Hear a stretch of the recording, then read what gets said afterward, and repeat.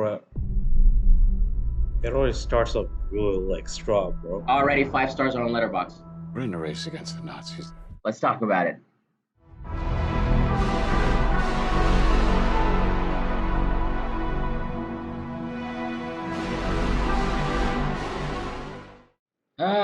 Man, Oppenheimer. We are here.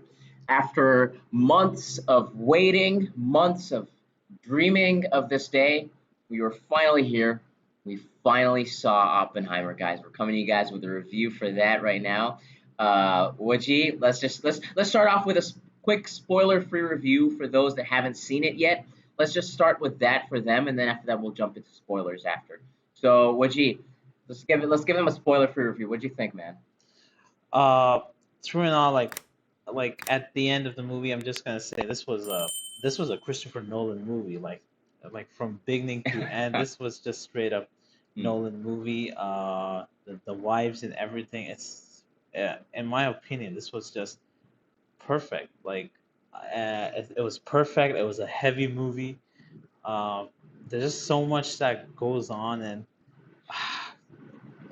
it's incredible. It's incredible. Waited for so long for this movie. The cast is incredible. Like everyone, it's from Cillian Murphy to Robert Downey Jr. and Emily Blunt and Matt Damon. They're just everyone's incredible. And I can't say anything more than incredible. It's like without getting into spoilers. Without getting into spoilers, just keep it at incredible. But man, yeah. So guys, Oppenheimer stars Cillian Murphy as Robert Oppenheimer. You know, it talks about the Manhattan Project and the creation of the atomic bomb. For me, I mean, like what you said, I mean, it's incredible. This movie is an absolute, just a beautiful achievement in filmmaking. Honestly, genuinely, just in all aspects, it is absolutely perfect. There's really not much to say, so the spoiler-free review is going to be very short. Just go and watch it. If you're watching this, hit pause, watch it, come back, and then we'll talk spoilers and all that stuff together. But just go and see it. Like there's really not much to say beyond just go and see it. 3 hours. It's very heavy. That's 3 hours of my life. Best 3 hours of my life. Honestly, like today. Just I'm not gonna... absolutely, yeah, easily, like by far right now. And I'm not like, I know it's like might come across as though it's like recency bias, but this is my favorite film of the year. You know, like so far this is the best thing I've seen so far this year. You know, and there's just not much to say. Go watch it. That's it. That's pretty much all we can say here. It was incredible. Go see it. After that, maybe go see Barbie as well. I think it's actually like, I understand it was a meme before, but after seeing Oppenheimer, you definitely want like something to like take your mind a little bit off it to kind of ease yourself. So watch Barbie after Oppenheimer. Definitely, if you're gonna try to do both, watch Barbie after Oppenheimer. Take like a break after watching Oppenheimer, kind of relax, breathe, whatever it is, and then go see Barbie. That will kind of like kind of remove all the heaviness in your mind. That's it, guys. Oppenheimer's a heavy movie. Like the way it ends, it's heavy. A very heavy movie. So it's like heavy movie. First of all, you would want to feel like you want to talk with someone about this movie, because like I immediately called Mohammed. This is the kind of movie. This is the kind of movie you just want to talk about. You know, it's like you just can't like. And the thing is, you want to talk about, but you don't know what to say. You know. It's like you can't think of the words beyond, oh, this was great, this was amazing, type of thing. But yeah, guys, we don't want to waste too much time. So again, amazing, go see it. That's a spoiler-free review. Let's jump into spoilers, Wajee. This movie, an absolute beautiful achievement in filmmaking. And I've honestly never seen a biopic on this scale before, honestly. Like this was humongous. From shots to the dialogues, like they're just incredible, and like the acting, every actor's acting, like, you know, side characters, the MC, Cillian Murphy as Robert Oppenheimer, Emily Blunt as Kitty Oppenheimer. Robert Downey Jr. Robert Downey Jr. Man. Robert Never Downey forget. Jr. I know don't forget that.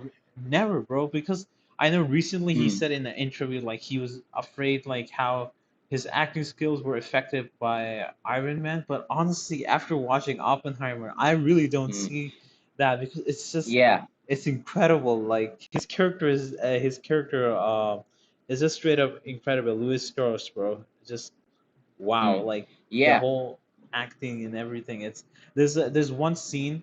This is like at the very end of the film, right? It's like his his character legit just switches the mood and it's like he just it's like he's acting and then he just completely switches up. It's like it's incredible. It's Mm. kind of like how I would describe it is that not very close, but how William Dafoe is like when he was Norman Osborn, just he switches to the Goblin. It's I know that's kind of a bit like too far stretched up, but it's just Okay. that's the vibe I'm. That's. Yeah. I was not expecting this analogy. I was not No, expecting this. no, You it's know, but because yeah. when Okay. the guy goes like you knew like from the beginning you had this all planned out Mm. and he just kind of sits up like he was first kind of laying back Mm. on the couch and then he just sits up like straight Mm. up he has this like kind of Mm. face like Change a in his very demeanor type of yeah thing. bro he has a very Mm. like confident face and everything and he's like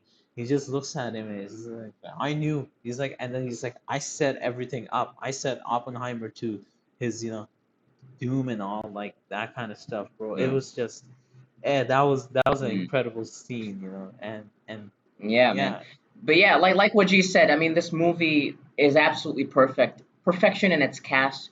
There's perfection in its story.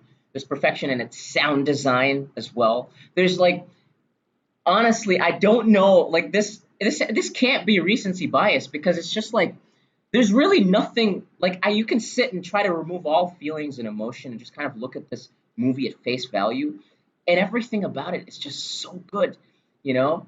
Like yeah, it's like it's a visual feast to behold. mm, Like perfect in its like the way it looks. You know, this is a movie that is meant to be viewed in IMAX. That's it. Don't see it in any other way. Just mm, IMAX. That's it. IMAX, You know? definitely. Yeah. It was shot on I IMAX have cameras yeah and everything. yeah. That's how Nolan wants you to watch the movie in Mm, IMAX. Also, just like since we're talking about visuals, right? And mm, Christopher Nolan said like you know how there's scenes that are like color and then there's black and white mm, scenes and that happens in the yeah. movie. So Nolan said like Mm, the color scenes are basically you're viewing from Oppenheimer's perspectives. All right. Now the black and white uh, scenes are you're viewing it from like all the critics and everyone that are basically against Oppenheimer. You're viewing from their perspective, uh-huh. like the Mm, critiques and everything. So that was really interesting, interesting. like how he Mm. took But that. yeah, no, and I wanted to talk a little bit about Cillian Murphy's performance in this because this is his first Christopher Nolan film where he's the main character. He's been in Yes, 16 like movies 20 of I'm years, not sure no 20 yeah years. over the past 20 years he's been in like a lot of like he's been around like Nolan films and stuff like that. But like he's played Scarecrow in the Dark Knight trilogy. He was in Dunkirk, stuff like that. And like this is his first time like as and taking like the lead in a Christopher Nolan film, and this might be my favorite Cillian Murphy performance by far.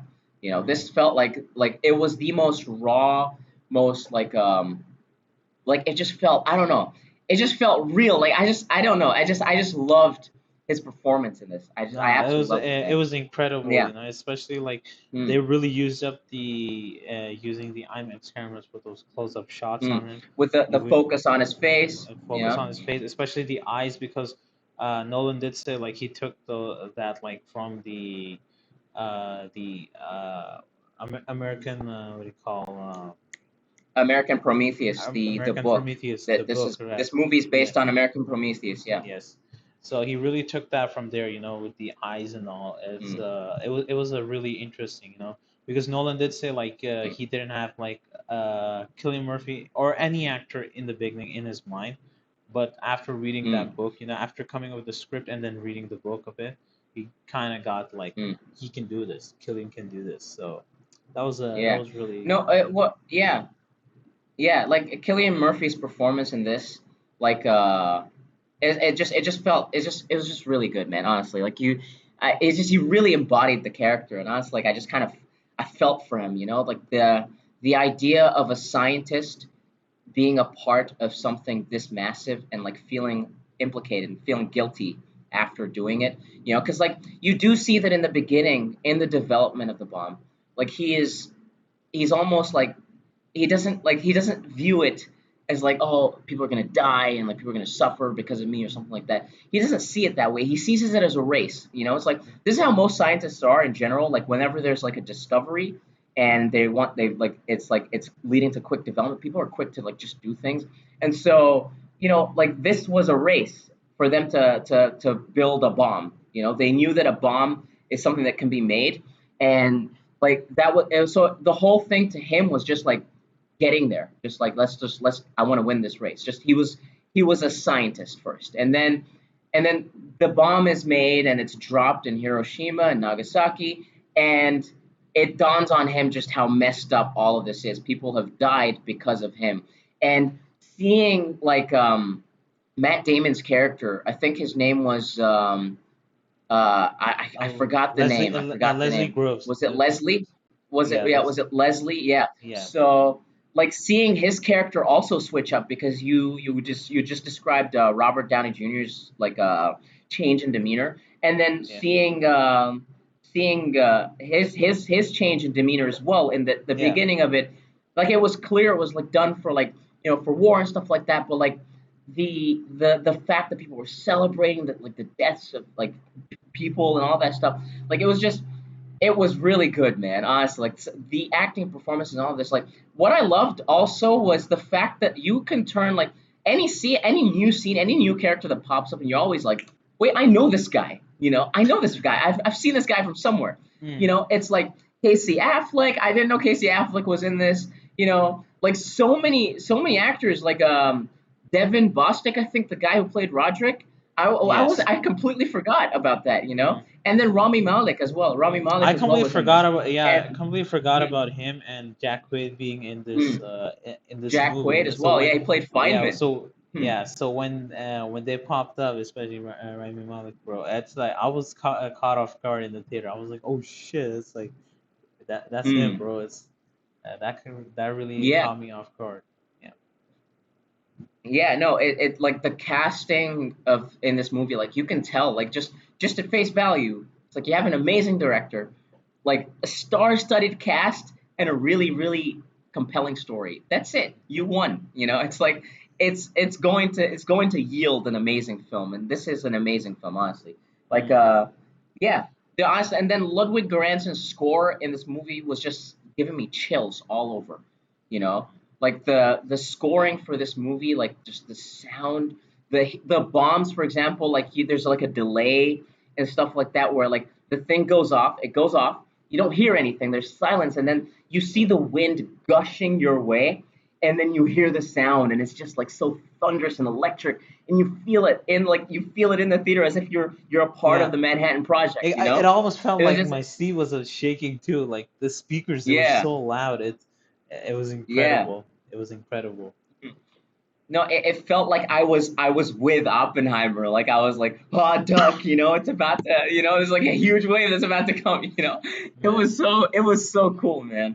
But The yeah, whole like and performances. no, I was just going to say like the whole lead up to the launch of the test bomb, like that was just an Mm, insane scene. Like the whole, yeah. with like because they thought like it might not work. At the end, like when they were about to Mm, test it, they're like it might not work, or mm, it might just straight up destroy yeah. the entire world. But it's like Mm, they were so nervous, and when the bomb is like I think it launches, you see mm, like it light up, and then you hear it's like mm, pinned up silence for like few seconds, and then you hear like that quote for yeah. Oppenheimer, and it's like I am death now, Now I bro. am It's become like death. I am I am yeah. becoming that, Now I bro. am Oh become my death, god, chills, destroyer of worlds, man. So that's good. chills, So good, man. man, Just chills. seeing the fact that there were no CGI shots in any of this, and like seeing the flames just engulf the screen, and like you feel it, you feel like you're in the movie. It's such an immersive experience, and its storytelling. just the performances were that good, and then just visually it was all just very immersive. I think this was maybe the most immersive Nolan film yet. You know, like I genuinely felt like I was a part of the movie. Like I was a part of the Manhattan Project. I was like one of the scientists, stuff like that. By the way, I must add, I have a newfound interest in physics. I just want to talk physics for some reason now. I Ah, just like, yeah, this quantum thing. Let's split the atom, guys. You know, stuff like that. It was such a like I don't know. I'm very fascinated by like mm, characters or like actors whenever they, you know, they're like super smart and they talk like scientific stuff. I always feel like, damn, I want to be like that, you know. And this movie is no exception, you know. And like seeing Oppenheimer, seeing Cillian Murphy talk about physics and stuff like that, I'm like, damn, I really gotta like study quantum physics, man. Yeah, but like it looks so good, man. Visually amazing, star-studded cast, performances that I really enjoyed, like Emily Blunt as well. She was mm. amazing. Florence Pugh, I was kind of expecting her screen time to be like a little longer, Yeah, but but yeah, it yeah, was like she had a but really yeah, less it's screen I time. nevertheless like in with the less screen time that she had, she delivered like top tier performance, man. She was really good, you know, and like it just like I keep thinking, you know, it's the thing is, it's like it's been a couple of hours since we've seen it, and I keep like as I talk about it, new things come up. You know, so we're definitely like jumping between topics because this is a long movie. This is 3 hours, so Mm. you know, a lot happens, and sometimes the placement of it is like all off, you know. It's But because the movie uh, does like switch hmm, between like it does like jump between timelines a bit too, it does, Yeah, yeah, so it's it kind does. of really But hard to like just talk straight like hmm, plot wise in yeah, my kind of opinion. talk about the movie like sequentially. So Yeah. timestamps in this one are gonna be very weird.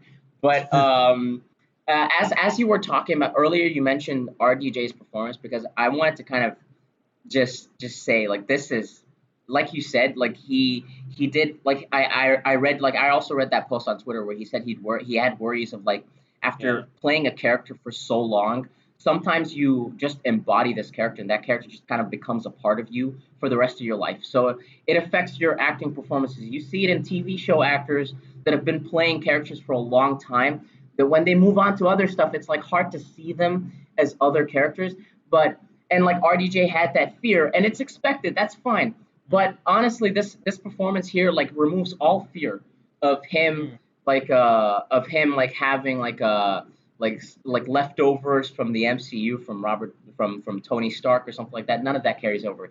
Completely different character, spectacular performance, man. Honestly, you know, and the fact that bro, like this is an actor that does not need to make another movie. He already has all the money in the world, Yeah, you know, from he all has the money. Marvel checks, you know, like he doesn't need this, you know. Mm, It's not like he doesn't need it to survive, you know. And the fact that he went out of his way to do this, it's just like a testament to say like to show like just how much he loves making movies and like mm. just how good of a script this must have been to convince him to be in it, because it's like he doesn't need to, but he's in it and he's amazing.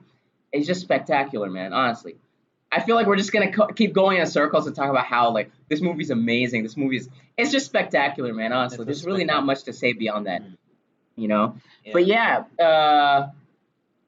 I'm trying to think of if there's more that I can think of. I'm trying to think of there's more to add, you know, because like I just keep remembering cast members like Alden Ehrenreich who played Solo.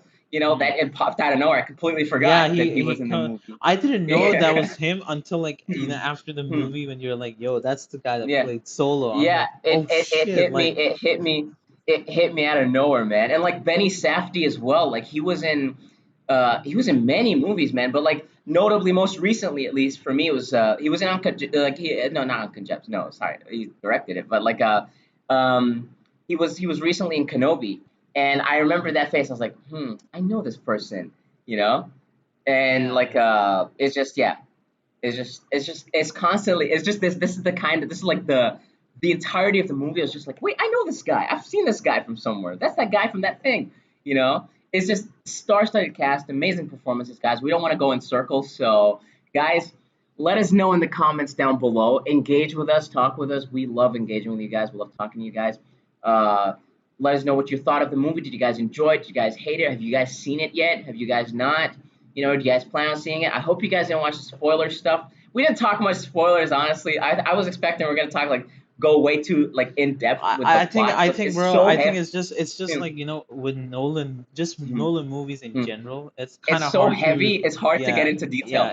It's hard to do, yeah. So that's why it's like, Yeah. the movie's already, like I said in the beginning, it's like cut into like, there's Mm, scenes like that jump between past and present, mm, and like, mm. not present, but like different timelines. So there's Yeah, already different. that, like, Mm, sequential wise, it's kind of hard to talk, and then it's just, the mm, actors were so great. It's like you could just talk about them mm. like in the beginning. It's like for Yeah, hours. you know. They Yeah, just this has motivated me to definitely read American Prometheus, though. That is something definitely, I'm definitely. 100% doing. 100%, I'm reading that. You know, definitely, man.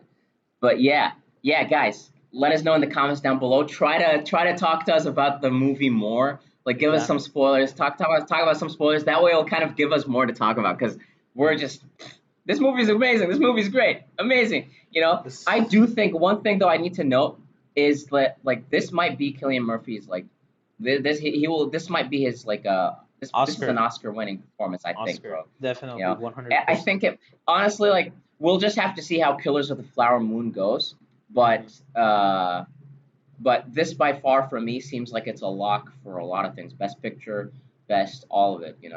Best actor, best supporting actor for RDJ seems like a lock right It now, man. definitely has to You know, win, like, through yeah, the visual and cinematography wise too. mm, That's like, it definitely yeah, has yeah, to mm, win those. yeah.